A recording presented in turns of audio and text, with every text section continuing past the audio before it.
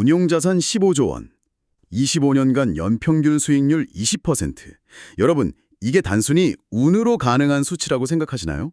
이건 뭐 투자의 세계에서는 거의 신의 영역이죠. 그렇죠. 평범한 투자자들이 대박 정보 찾아 헤맬 때 최상위 1%의 부자들은 전혀 다른 곳을 보고 있었습니다. 워런 버핏부터 피터 린치까지 서로 다른 전략을 구사하는 이 거장들에게서 저희가 놀랍도록 일관된 몇 가지 공통점을 발견했습니다. 오늘 저희는 그 투자의 본질을 꿰뚫는 핵심 원칙에 대해 깊이 파고들어 보겠습니다. 네, 오늘은 수십 명의 투자 대가들을 분석하면서 찾아낸 하지만 대부분의 투자자들이 놓치고 있는 바로 그 결정적인 차이점, 여기에 대해 이야기 나눠보려고 합니다. 좋습니다. 이게 단순히 어떤 종목을 샀나 이게 아니고요. 그들은 어떤 생각의 틀로 시장을 바라봤는가 아마 이런 이야기가 될 겁니다. 좋습니다. 보통 성공한 투자자 하면 딱 떠오르는 그런 고정관념 있잖아요. 네네, 있죠. 워런 버핏처럼 가치 투자라는 한 길을 그냥 평생 묵묵히 걸어가는 장인의 이미지. 맞아요. 그런데 저희가 분석을 해보니까 이 생각부터가 완전히 틀렸더라고요. 아, 그래요? 네, 성공한 대가들의 투자 방식은 그야말로 극과 극, 정반대에 서 있는 경우가 허다했습니다. 바로 그 지점이 우리가 깨야 할 첫 번째 통념입니다.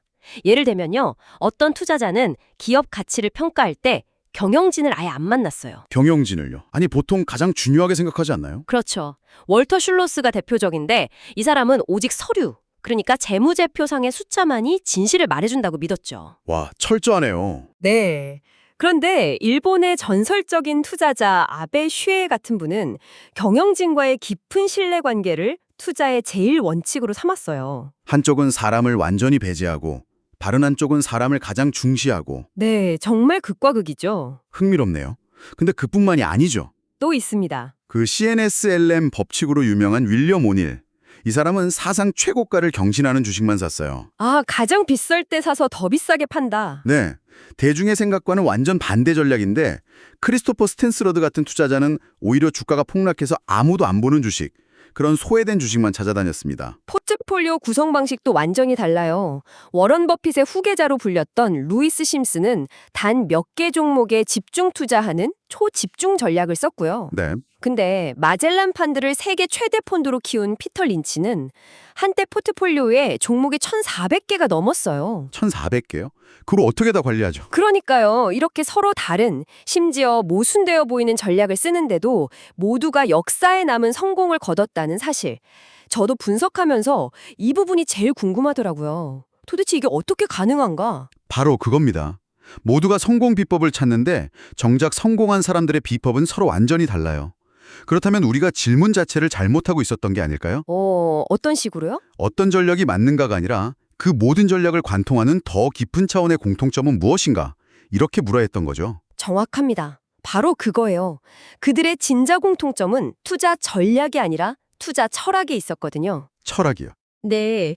그리고 그 철학의 첫 번째 요소가 바로 단기적 원칙주의와 장기적 유연성의 결합입니다. 단기적 원칙, 장기적 유연성. 조금 어렵게 들리는데요. 이게 무슨 말이냐면요. 단기적으로는 자신이 정한 원칙을 시장이 무너지는 한이 있어도 바보처럼 지켰다는 겁니다.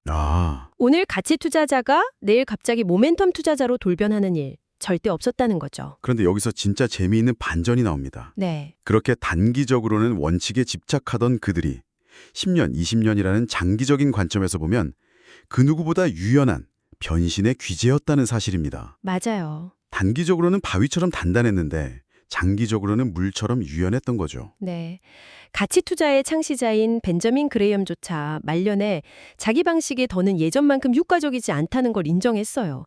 그래서 투자 모델을 수정하기까지 했죠. 창시자 본인도요? 네. 워런 버핏의 변화는 훨씬 더 극적이고요. 기술주 이야기. 맞습니다. 평생 기술주는 변동성이 커서 이해할 수 없다고 외면하던 그가 81세의 나이에 IBM의 최대 주주가 된 사건. 이게 바로 투자의 유연성이 뭔지 보여주는 상징적인 장면이죠. 존 템플턴 경의 사례는 이건 그냥 놀랍다는 말로는 부족합니다. 닷컴 버블 때 이야기죠. 네, 88세의 나이에 2000년 닷컴 버블 붕괴를 예측하고 평생 해본 적 없던 공매도, 즉 주가 하락에 베팅하는 전략을 처음으로 시도해요. 그것도 88세에? 네, 그래서 우리 돈으로 1,000억 원이 넘는 수익을 거뒀습니다. 88세에 자신의 투자 인생에 없던 새로운 무기를 장착하고 실행에 옮겼다는 게 정말 대단합니다. 살아남는 종은 가장 강한 종도, 가장 똑똑한 종도 아니다. 변화에 가장 잘 적응하는 종이다. 찰스 다윈의 이 말이 투자 세계의 본질을 그대로 꿰뚫고 있는 겁니다. 아, 하나의 정답을 찾아 평생 썩어먹는다. 이건 거의 환상에 가까운 거죠. 자신만의 원칙을 지피되 세상의 판이 바뀔 때는 과감히 자신을 바꿀 수 있는 용기. 네, 그것이 거장들의 공통점이었습니다. 자, 그럼 이제 더 깊이 들어가 보죠.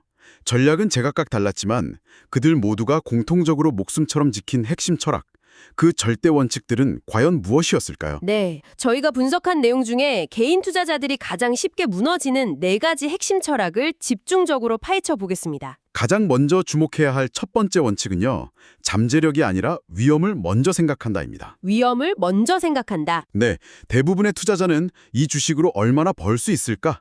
이 기대감으로 투자를 시작하잖아요. 그렇죠. 저도 그렇고요. 하지만 대가들은 최악의 경우 얼마까지 잃을 수 있는가? 이 질문부터 던집니다. 잃지 않는 투자가 먼저다라는 건 알겠는데 솔직히 이게 개인 투자자 입장에서는 굉장히 답답하게 들릴 수 있거든요. 답답하다. 네, 큰 수익을 보고 싶은 마음, 소위 말하는 대박의 꿈을 안고 시장에 들어오는 거니까요. 대가들은 이런 인간적인 본능을 대체 어떻게 이겨내는 걸까요? 아주 좋은 질문입니다. 대가들은 그 본능을 이겨내는 게 아니에요. 이겨내는 게 아니라고요? 네, 그 본능을 역이용하는 데 도 같은 사람들입니다. 그들은 잃지 않는 것이 가장 확실하게 버는 방법이라는 걸 몸으로 체득한 거죠. 잃지 않는 게 버는 방법이다. 네, 손실을 50% 보면 원금 회복하려면 100% 수익을 내야 하잖아요. 아, 그렇죠. 2배가 올라야 하니까. 네, 손실을 피하는 게 복리 효과를 극대화하는 가장 빠른 길이라는 걸 아는 겁니다. 그래서 그들에게 위험 관리는 수비적인 전략이 아니라 가장 공격적인 수액 전략인 셈이에요. 와, 관점의 전환이네요. 대박이라는 단어는 그들의 사전에 아예 없습니다. 알겠습니다. 그럼 두 번째 원칙도 첫 번째 원칙과 깊게 연결되어 있겠네요. 바로 자신이 완벽하게 이해하지 못하는 것에는 투자하지 않는다는 원칙이죠. 네, 피터 린치가 남긴 유명한 비유가 있잖아요. 어떤 거죠? 주식에 투자하기 전에 최소한 냉장고를 살 때만큼의 시간과 노력을 기울여라. 냉장고요? 하하. 네, 이 말의 핵심은 단순히 공부하라는 뜻이 아니에요. 판단 기준의 독립성을 가지라는 의미입니다. 판단기 중의 독립성. 우리가 냉장고 살 때 남의 말만 듣고 덥석 사지 않잖아요. 아, 그렇죠. 크기, 에너지 효율, 디자인, 가격 다 따져보죠. 네, 자신만의 기준을 가지고 꼼꼼히 비교하죠. 주식 투자도 똑같다는 겁니다. 이 회사가 왜 좋은가? 이 질문에 대해서 남의 의견이 아니라 나만의 기준과 논리로 설명할 수 있는가? 그게 핵심인 거죠. 듣고 보니 제가 예전에 유행했던 테마주에 투자했던 기억이 나네요. 아, 그러셨어요? 네, 그 회사가 정확히 뭘로 돈을 버는지 설명도 못하면서 누가 그걸로 돈 많이 벌었더라 이 말만 믿고 들어갔다가 결국 큰 손실을 봤죠. 방금 말씀하신 나만의 판단 기준이 없었던 전형적인 실패 사례였습니다. 아마 많은 분들이 그런 경험을 하셨을 겁니다. 그리고 바로 그 지점에서 세 번째 원칙이 중요해집니다. 세 번째 원칙이요? 네. 감정 때문에 판단력이 흐려지는 것을 경계한다. 워런 버핏의 그 유명한 말 있잖아요. 남들이 탐욕을 부릴 때 공포를 느끼고 남들이 공포에 떨 때 탐욕을 부려라. 네. 이게 바로 이 원칙을 대변하죠. 아, 근데 말은 정말 쉬운데 이게 행동으로 옮기기엔 거의 성인의 경지가 필요한 것 같습니다. 하하, 그렇죠. 시장이 공포에 질려서 모든 것이 무너져 내릴 때 내 돈을 넣는다는 건 보통 강심장으로는 어림도 없죠. 맞습니다.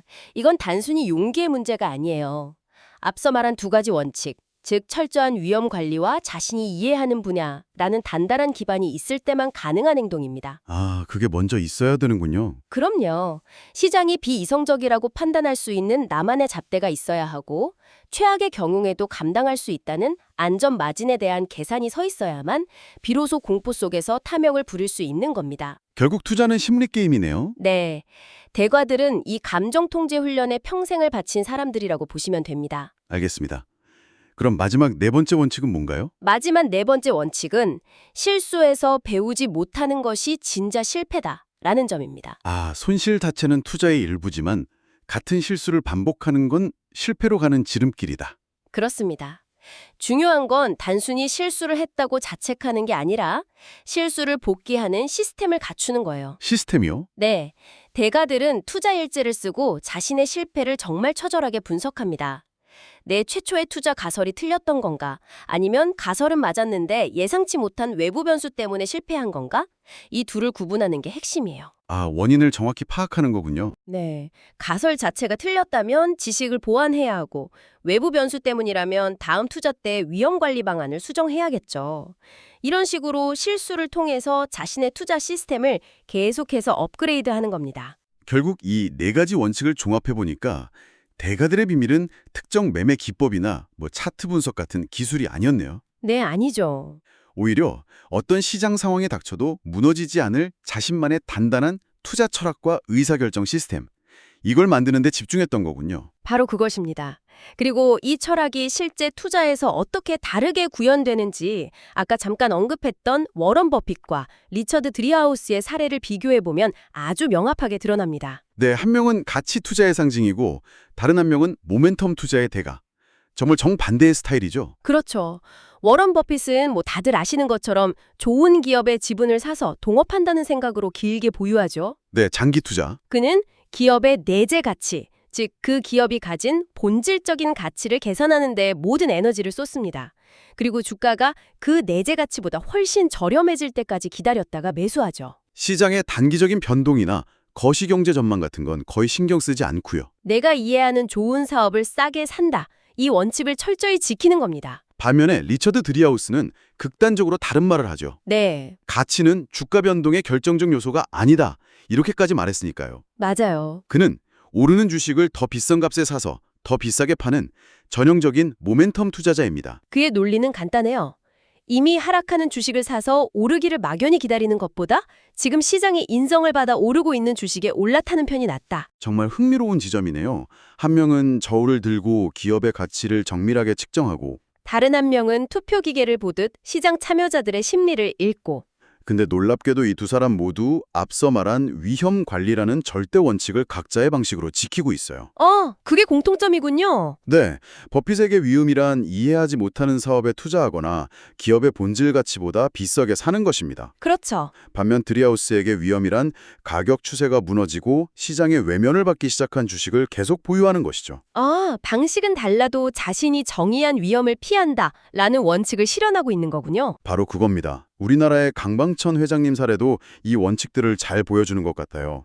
생활 속 투자. 네, 투자의 아이디어는 모두 일상생활에서 얻어진다는 그의 말은 결국 내가 가장 잘 이해하고 설명할 수 있는 기업에 투자하라라는 원칙과 정확히 일맥상통하고요. 맞습니다. 결국 어떤 전략을 선택하느냐는 투자자의 성향과 기질의 문제일 뿐 그 밑바탕에 깔린 철학과 원칙은 놀라울 정도로 유사하다는 것을 알 수 있습니다. 오늘 이야기를 한번 정리해 보겠습니다. 투자 대가들의 비밀은 남들이 모르는 신비한 정보나 매매 기법이 아니었습니다. 네, 오히려 그 반대였죠. 수많은 정보와 소음 속에서 흔들리지 않을 자신만의 철학을 세우고 단기적으로는 그것을 우직하게 지켜나가되 거대한 시대의 흐름이 바뀔 때는 기꺼이 자신을 바꿀 줄 아는 유연함. 이것이 바로 핵심이었습니다. 그리고 오늘 분석을 바탕으로 여러분께 생각해 볼 만한 마지막 질문을 하나 던지고 싶습니다. 네, 어떤 질문인가요?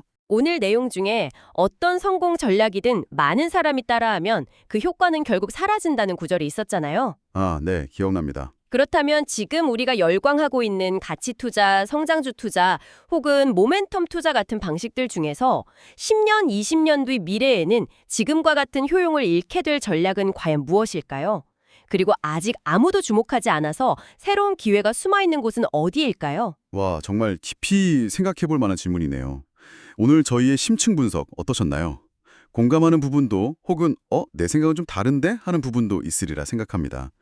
오늘 다룬 네 가지 원칙에 대한 여러분의 생각 혹은 마지막 질문에 대한 여러분의 통찰을 댓글로 자유롭게 남겨주세요. 네, 여러분의 의견이 다른 많은 분들에게 큰 도움이 될 뿐만 아니라 저희가 다음 컨텐츠를 만드는 데에도 정말 큰 힘이 됩니다. 오늘 이야기가 여러분의 투자 여정의 작은 등불이 되었기를 바랍니다.